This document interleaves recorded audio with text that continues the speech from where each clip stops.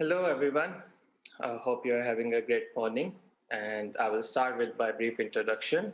My name is Gurupreet Singh, and I'm an Android developer at Foodpanda Delivery Hero, which is serving more than 14 countries in Asia Pacific and 45 countries worldwide, with a scale of 4 million orders. Today, we're going to be talking about future of Android UI using Jetpack Compose. Before we move into the future of Jetpack Compose, let's see what are the couple of drawbacks we have from our current system. So a couple of the pinpoints I think is the custom views are very hard. They have a lot of boilerplate and excessive inheritors going on because our checkbox extend compound button, which extends button, and then checkbox keep having the properties which may or may not be needed by it. And our views are not currently state driven. That means like they internally do not change their states. We have to manually update their states every time some data or underlying data changes. And sooner or later, our view level classes becomes God classes, like satisfying everyone's requirement and need, and which is a big thing to manage on later on. So let's see what's Jetpack Compose. So Jetpack Compose is new Android toolkit from native UI, and it simplifies and accelerates UI development. Few things to notice about it is it's completely unbundled from the existing framework. So it doesn't depend on our existing or legacy views. It's completely based on a new Kotlin compiler, and it's built keeping in mind the material design and theming. So it's kind of already cooked for us the way it makes the theming and the material design easier. And it's compatible with the existing code base, so we do not have to scratch our existing app and start a new project. We can slowly adopt Compose each screen by screen. And it more enforces on composition over inheritance, so you do not hide the properties of other views that you want to extend or modify. Other than that, you just compose using each other views. So let's remember these key things about Compose, that it's a declarative, it's a reactive, and it's unidirectional. What do I mean by declarative? You describe the functions, how you want to write the UI, and the functional programming should look like that. That's what we mean by declarative. You say column, top bar, list, and then bottom. So that's how you assume your UI should look. Reactive is very important part of it because Compose is designed keeping the reactiveness in the mind. And whenever all views are very state aware, so whenever there's a state change in the views, they automatically can update their state instead of us manually calling them. So they are reactive to the data or state changes. We already have adopting the unidirectional data flow, like we are passing data from view models to the activity, and we make sure that we're passing state and activity just handles the render. And I think Compose actually doubles down on that, and it makes sure that, okay, these views are just for consuming the data. And if you have any events you want to pass back to actions, you pass it to view model or you pass it to upper state. So views only are there to consume the data, consume the UI state, and all the events are passed up the hierarchy to the view model or the activity. So let's just get started with some basics of Jetpack Compose we should know before we start building an app or anything. So we're going to quickly go through some of them. So a Compose app is made of a composable function. It's completely a regular Kotlin function how we write, but it's annotated with the composable annotations. So when it's annotated, the Kotlin compiler makes sure that this function renders a UI on the screen. So if we have a plain function, plain text, and if we annotate it with a composable, it will render a UI on the screen, a text view. If we have a my button, and it will render a button on the text view screen. So what does actually composable annotation do? First of all, it's not actually doing any annotation processing. It's more similar to the suspend function, where it's altering the function time of the function. So, and then the compiler plugin is responsible for rendering that to UI. And it has another similarity to the suspend function in the sense that a composable can only call composable, because similar to suspend, they also have a calling context which is passed through the composables. So you have to maintain that context. So composable will call other composable to make a UI hierarchy of the compose UIs. And all the best practice you use for functions like dividing the big function into small function, returning from a function, and all those practices you can use with the this composable, because they are Kotlin function, just with enhancements. So let's go through some basic material composables that we use to build our UI. So we all have text, button, text field, checkbox, and all composables available to us. And they render on the screen how we expect them to. And they're all actually material based. So we do not have to redesign or anything to make them a material look. And we have all the layout support as well. We have a row for horizontal, column for vertical layouts, box for on top of each other, and scrollable rows and column as well. Similar to Recycler view, Compose also have a concept of lazy layout, where it evaluates the view lazily instead of rendering all the info at least at once. I think this is a game changer in the sense that we do not have to worry about the adapters, writing view holders and other stuff. And we can just simply say lazy row, lazy column for, and pass our item, and it will render in a column way. And if we say lazy row for and it pass our item, it will render for a row way. So modifiers is a key concept in Compose, where it's equal to how we define attributes in our XML, to text view, to other. So it enhances us to power to apply the size, spacing, background, and other stuff to the composable. And you can use it to apply gestures, click events, dragging, and all other stuff. And you can chain multiple properties like padding, background, and other stuff to enhance your view, spacing, and visibility. The key things to remember about here is, like, if you apply this padding and then button and then height, and it will render with the padding here. If we do not apply any modifier, the rendering starts from the 0, 0 axis from the top left. So once we want to apply modifier by chaining them, the key thing to remember is the order we apply chaining matters actually. So if you see here, we have a text which is taking full width. First we apply background, and the other one we apply padding first, and then we apply background. So the result will be different. It's not exactly same because first what it's doing is it's apply the max width, then apply the background, then pads that background. Here what it's doing is it's applying the max width, then it pads it, and then applying the background on a padded stuff. So you have to kind of keep in mind how you are applying your gestures and other stuff as well. So if I apply click listener here as well, so it will be applied only on this part. And if I apply click listener below this, it will be applied to the whole text view. So just keep in mind the order of the modifiers. And icons are made super easy in this because it already have inbuilt support via these icons. We do not need to import and convert to XML. It's just Kotlin classes like icons.outline, Kotlin object classes. We can just refer it and we can modify the icon as well. So it made it super easy. I hope more and more libraries and icon libraries will support the Compose, and we will have tons of icon to just use out of code. And similarly, the images are Compose are also very easy. We have an image composable which takes bitmap or anything.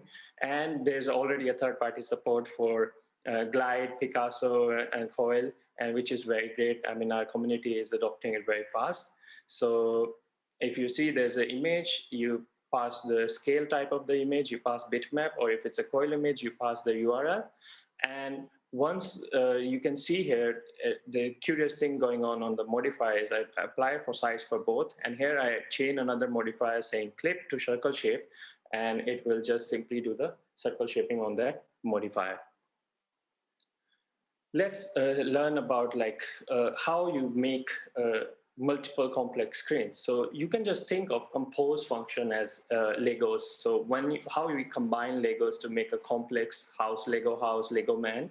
So you can think of each composable as that part as well. So here we see we have a list item, which is an image, then there's a title, then subtitle, and then source laid out in a column fashion. So all we do in a declarative way, we say my food item, it's a column, then we take an image, then we take a text title, then subtitle, and then source. And definitely you can apply modifier to exactly define the size and the rounded corner. So to render your item like that. So now we know all this. Let's try to make a simple app that has some nested scrolling, horizontal scrolling, and a great bottom navigation. And let's try to see whatever we learn from and how we can try to achieve that. So starting point of Compose. We already know that we have an activity set content view to the starting point of how the activity start importing the XML file, where we call the set content view on the XML. So similar to that, we call the set content, and then we can start calling its Compose functions or Compose app. The key things to remember is set content is actually different from set content view that we pass for XML. It's actually a extension function to the activity, which helps us start the composable tree. As I told you that the compose app can only, composables can only call other composable. So set content is the starting point where you pass your compose app, and then it will start rendering the app, and then you can call other composable to make the UI hierarchy. So if I say this composable app just have a text composable that say hello everyone, so our app will just simply render hello everyone on the screen. That's our first screen of the Compose app. So material theme has been, as I told before, been made very easy, and it has an inbuilt support for both the light and dark theme. So all we just need to do is we pass our color palettes. It's also just list of colors we pass, and we can pass our typography and shape, and it will automatically take care of theming for the app. And if we want to use it, we can just wrap our app across my custom material theme. And the cool thing about this is like you can have multiple themes in the app, and you can apply on a portion of the app. You do not need to wrap this whole Compose app in the theme. You can wrap some part of the app with the one theme and some part of the other theme. So I think theming has been made very powerful here, and it is definitely a very good step to see. So what Compose actually, I told before, do is it gives us a blank canvas. So whatever we draw is drawn from the top bottom of the top left of the screen from 0, 0 pixel. But usually our apps consist of, top bar, list, bottom bar, then a floating button and drawer content. So we do not want to start from scratch and just pixel point everything. So Compose gives us a scaffold, which is material design practice, which follows the best material design practices to place all this stuff. It uses the concept of slotting, where we just pass this composable to like top app bar, bottom app bar. So we just keep passing the composable, so it handles the placing of each composable where it's supposed to be, other than us managing the spacing and size of each of the composable. So when you're creating your new views or custom views as well, so you can take the power of slotting to design your views in a sense, like you can ask user, you creating a button with the icon and text, you can ask user to pass an icon composable or a text composable, so they can modify depending on that. So it's a very powerful tool to use. So now let's just create a wireframe or our app. So here we can see we are using bottom navigation and we have a body. We are not using any floating action, or we are not using any top bar. So all we gotta do is pass bottom bar and body content to the our scaffold. So when the scaffold is have this bottom navigation and body content, let's see what the bottom navigation do. So bottom navigation is just a bottom navigation view we have, and it takes the icon and then label, and just renders the screen how it's supposed to. The curious thing happening here is, so the selected state of item is dependent on a state, nav item state, which is either home or search. And on click of the event, we just update the state to home and here for the search. So what is this state? So let's just look into it. So what is this navigation state? And it has a remember keyword, and then it has a mutable state of this enum type of Spotify type. So there's a lot of things happening here, and these are one of the core concepts of the Compose that I want to dive into. So the next few slides, we will learn like what exactly happens with the state and how the the compose actually do all the state handling. So by default, all the compose are stateless. What we use is we use a mutable state of to make any compose state aware. So when we say mutable state of 0 and to the count, so this button actually internally subscribe to this count. So now any changes happen to the count, this button composable is recalled again and it re-renders the UI. So on click of it, it increment the count and then it call itself to re-render the update text instead of we calling set text on every change or something. And similarly, if is active is a Boolean state, and if it is changing on check change, it will automatically recalls the checkbox function to change the state of it. We are not setting state of checkbox every time. And similarly, we can observe the live data as state also. So here's a lazy row for, which gonna show the list of item. So whenever there is a state change, it will automatically update the state. So this process of updating the state is called recomposition. So recomposition is a very main concept of compose. So once the compose runs first time, it renders and keep track of all the UI that laid out. But whenever there's a state change, it calls the recomposition tree again and update the whole tree to recompose whatever we are changing. So key things to remember about the recomposition is, so composable can run in parallel. Even though we write a UI hierarchy, that doesn't guarantee that all will run linearly. And if we, composable can execute in any orders and can be called multiple times, which is the decomposition itself. So you do not do the stuff like initialization or some expensive stuff again and again, so that on every running you are causing the delay in the rendering. And composable can be skipped also. So that's the power of recomposition itself. Like it does not re-renders the UI that does not change to the state. So it will skip so many composable that does not care about that state. So the remembering of this composable is very important. So composable kind of have a function memory that is, you can say it by remember. So once you call the remember, right, it will kind of remember that calculation or that thing. Whenever the recomposition is called, it just take the key value pair from that and it just use that value instead of calling again. So here we see we have a two composable, two stateful things, is active and count, which will change whenever the button is clicked or checkbox is changed. But when we clicking the button and count is incremented, so composable will be called again on this, but it will not worry about the re-rendering of checkbox because it's not subscribed to that state. It's not worry about that state.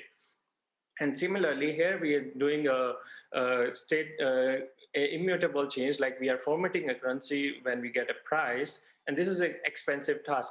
So whenever compose is changing on button click or something, it will re-render the whole function, but we don't want to do the format currency every time. So the best practice is to just remember it. So next time it's called, it just use the what was the formatted currency, and then it shows on the text.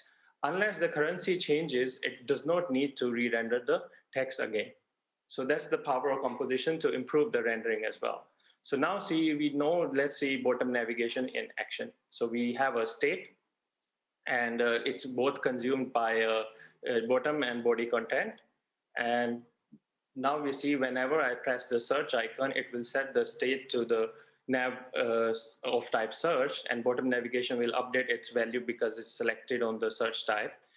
And the body will also consuming the value. So when what happens to the body is whenever the state changes, either it's a home screen or search screen or library, it will re-render the screen. And the key thing here is right now we are re-rendering the body content in the scaffold like this state change. You can have a complete fragment setup or a navigation component setup, or you can have your custom backstack. So it depends on you. You can have an activity and each fragment with the fragment manager, and you can start compose tree inside those fragment, each of the fragment itself. So it's very flexible in the sense it gives us the responsibility how you want to manage your stacks of the views. Now we see how we are doing the home screen. We are already done with the bottom navigation. So here we can simply see that this composable has a text, and then it has a grid, and then it has a lanes of multiple horizontal scrollable. So we just call a composable that, okay, the text and then home grid and then lanes. So how we write grid is very simple. We just call vertical grid and take the items of the albums, and then say for each 6, just design this home grid item. Home grid item is nothing but it's just a image and a text in a row item. Similarly, if you see the lanes, so we have a multiple lanes, and each lane has a title and a horizontal scrollable list. So as we do in declarative way, we say lanes for each, and then we say a title and then a lane. So what we see in the lane is it's a horizontal scrollable. So we just observe the albums we are getting for each lane, and we pass the lazy row for to render it in a horizontal list. And the lane item itself is just an image and a title in a column fashion. So we just call column, image, and text.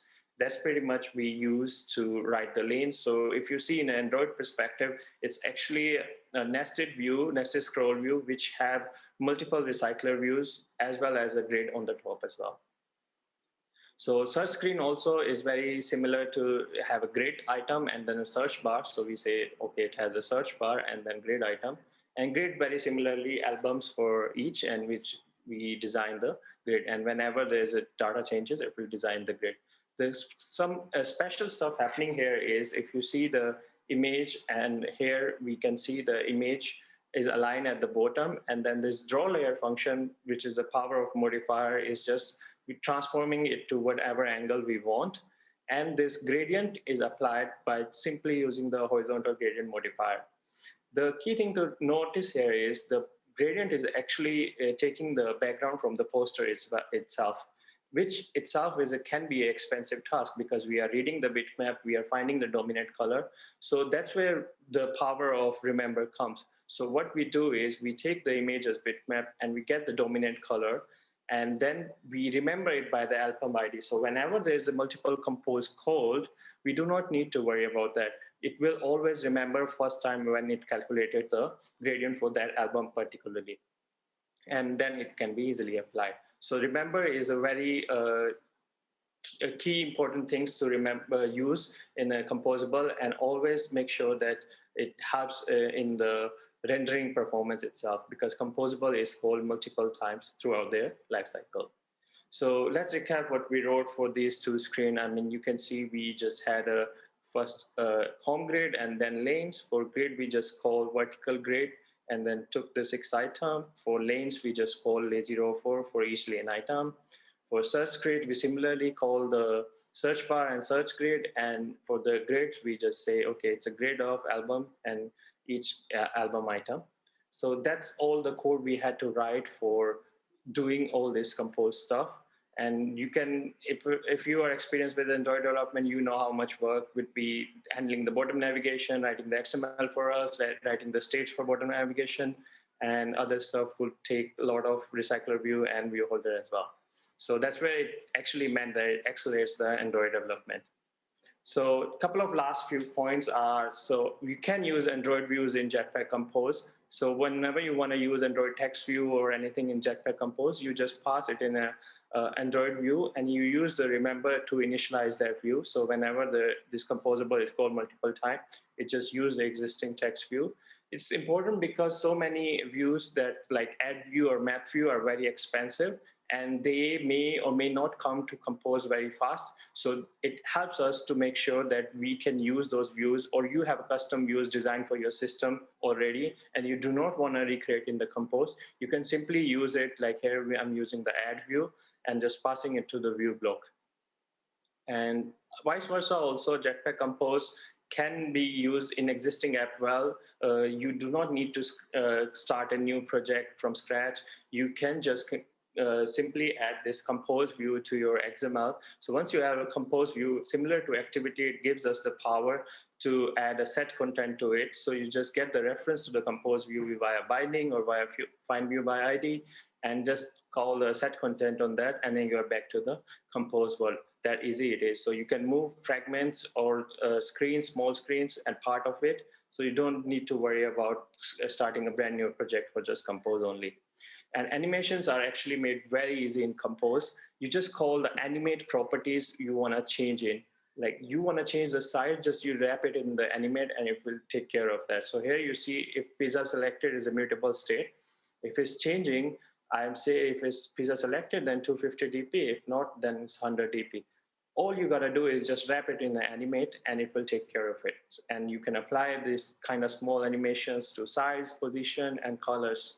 So animation is super easy in Compose, and I cannot dive fully in, but they are like super easy to add animations and canvas animation as well. Kotlin actually play a very important role in Jetpack Compose. Jetpack Compose actually use all the Kotlin properties like high order function, trailing lambda, default value, dedicated value, lazy evaluation. And I think the way they both works is very good, because here you can see it's a card which has a already default modifier, it's a default elevation, and it takes a lambda high order function at the last position. So we can easily write this as this for writing the UI. So definitely Kotlin has played a very important role in the designing of the Jetpack Compose as a language itself. And if you want to use the other Kotlin properties, like here I'm going from range 0 to 20, and for each range I'm using the when to check if it's 0 to 5, then text view is a small size t-shirt, then medium size t-shirt, and large size. And here you're just simply writing the Kotlin code, but it's if you wrap it with a composable, it will just render a UI in a column manner. So some of the final thoughts to wrap it up is it's still in alpha, but the community have received it very well, and there are already so many demo apps and games like Flappy Bird 1024 and so many other animations as well available. So as an Android developer, I feel it's definitely accelerates Android development. I'm not sure if you are not convinced or yet, but from my side, I can tell like it's definitely is a step in the right direction. And it fits perfectly with our current architecture because composables are made to consume the state. We are already doing by passing our states to our activity or our views from the view model or presenters. So it's already there. So compose are just there to consume those views or live data as a stateful values. And there's a very interoperability as well and backward compatibility with the existing apps. So it will help us to move slowly by screen or fragment by fragment, like we did with the Kotlin. So that I think is one of the key things how we will adopt the Compose. And the stable release is expected somewhere around next year. I hope it comes soon. And JetBrains is also bringing Compose for the desktop as well. So very looking forward to the Compose for desktop and maybe hopefully for web as well. So we have a unified UI design. And I have this Compose cookbook, which I have tried to see the potential of Compose and already have so much demos and working designs you can use. And here you can see the Spotify screen itself also. And it has all the different working with the API retrofit, live data integration as well. So definitely check it out to know about how you can use Compose to do all the possible things. Last, I will add some resources that you can use to getting started. You have official Compose samples, definitely, and then the cookbook by me. And then there's a Compose Academy by Joy Perch, which is the way you can get started knowing each basic composables. And then there's a Jetpack Compose app by Vinay Kaba, which is about all the collection of the community stuff that's already present for the Compose. And since the Compose help us easily render this stuff on canvas using the Kotlin code. So there's amazing work done by Alex and Wajahat to create canvas animation or create a Dino Chrome game we play on a Compose itself. And there's already a Flappy Bird demo to design completely using Kotlin and Compose. So a lot of resources there available. And I think that's all from my side. Thank you very much for attending, and I hope you really gonna give it a try. We are at Foodpanda are always advocating for the new technology, And you can follow me and reach out to me at Twitter, Instagram, and other stages. Thank you.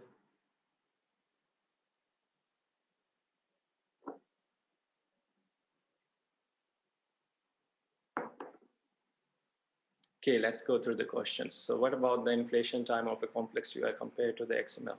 Yeah, so as I said, the inflation, because we are rendering straight on the canvas, so inflation time is not the issue. The issue is if you are rendering a complex UI and some of the stuff is re-rendering again and again, and you are not able to make sure that where exactly. So I think the only issue I face is like sometimes you do not exactly know where excess rendering happening. So I think the Android Studio and other tools are also, already working into telling where exactly the delay or anything happening. But other than that, it does not have any delay in as compared to XML in rendering, if you're using your states and remember properly.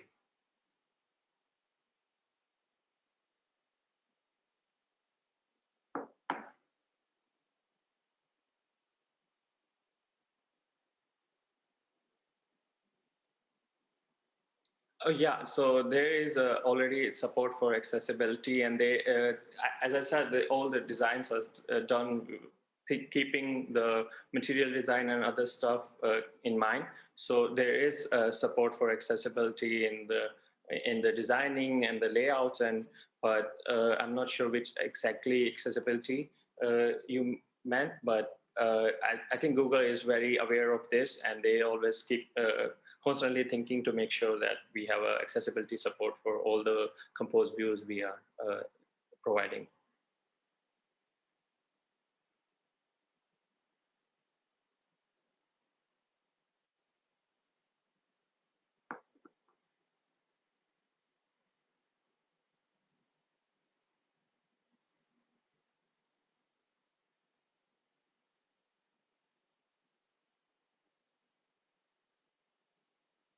Yes, actually, Compose Cookbook, you can do UI tests as well. I was not able to add in these slides, but there's already demos of doing UI tests in the Compose Cookbook. Please check it out.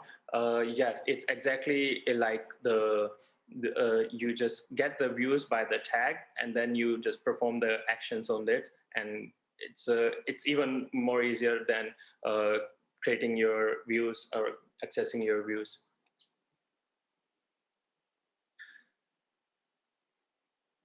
Yeah, so UI testing is available on the Compose Cookbook, so do check it out. So I faced, as I said, like it's still evolving, and it was in alpha when I started, and then uh, they're slowly supporting the thing as well. So when I started working on it, I wanted to get the scroll state of like in a recycler view have like first item visible, last item visible, and I think I gave my feedback to the team as well, and it's already added, so which is great. So the team is actually actively working and listening to the community as well. So now I have access to the scroll state, notifying where the scrolling is happening, which is great. Yeah, you can use with, there's a Kotlin multi-platform demo as well, where you can use Kotlin native as well with like Swift UI and Jetpack Compose differently for iOS and Android apps.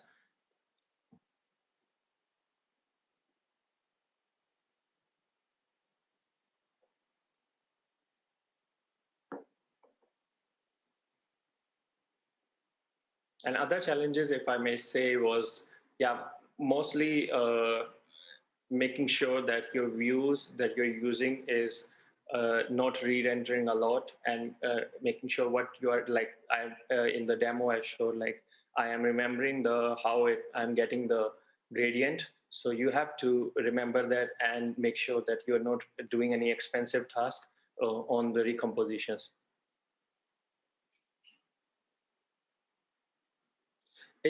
So it does the both actually. If you see the Compose Cookbook demo, it actually have no XML screen in the whole app itself. There's, but as I showed, like you can use it with the XML itself.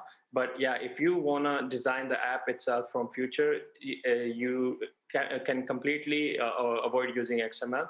But if you have existing app and you want to start using Compose, you can use Compose view in your XML and then start set container on this to start the Compose UI.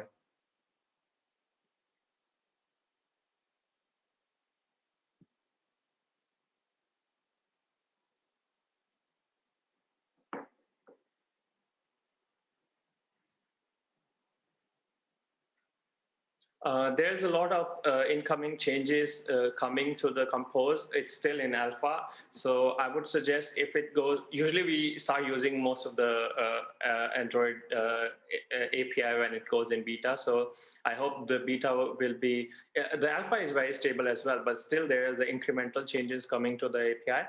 So I would suggest that, okay, try to use it when it's in beta in your apps. And so you don't have to refactor for the new changes. Yeah.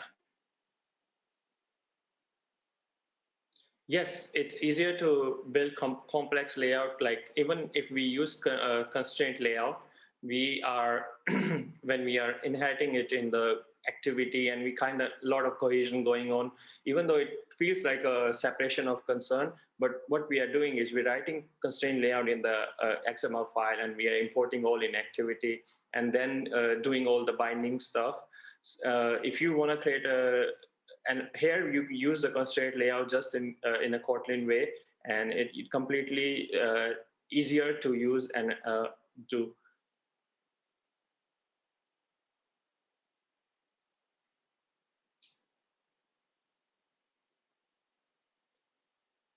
It's faster in the sense, yeah, it's faster in developing as compared to XML and Kotlin. Yeah, as you see in the demo itself, you can just use a lot of stuff in build and render a complex UIs. And there's a lot of extensions, or the modification is done, like the vertical grid I showed is not actually supported yet.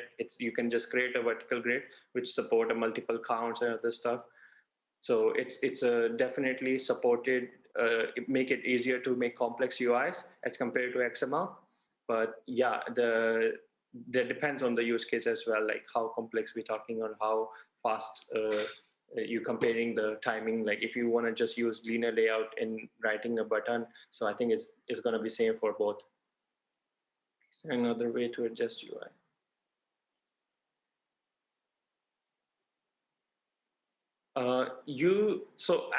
At start, the composables are not like stateless. So if you want to just show a UI, you can just show it. You do not have to do anything. But yeah, the most of the stuff that Compose is rendering is happening at runtime.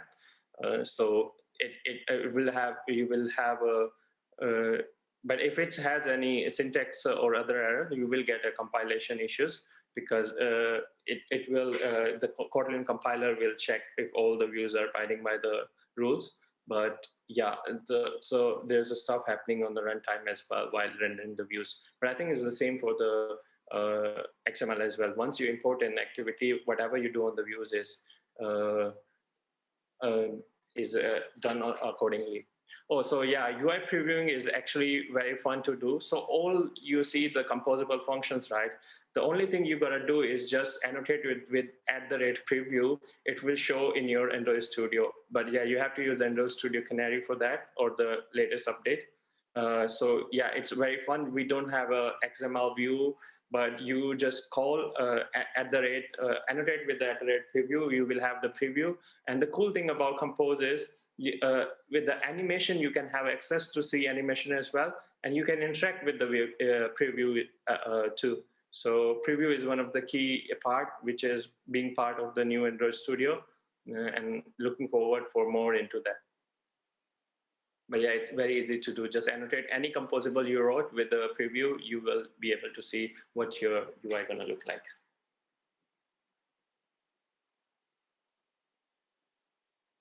It's okay, I guess. Thank you very much for all your questions. Hope you have a great day ahead and a great session. It was nice. Please check out the cookbook. And if you want to get started, or if you have any queries, reach out to me. Thank you.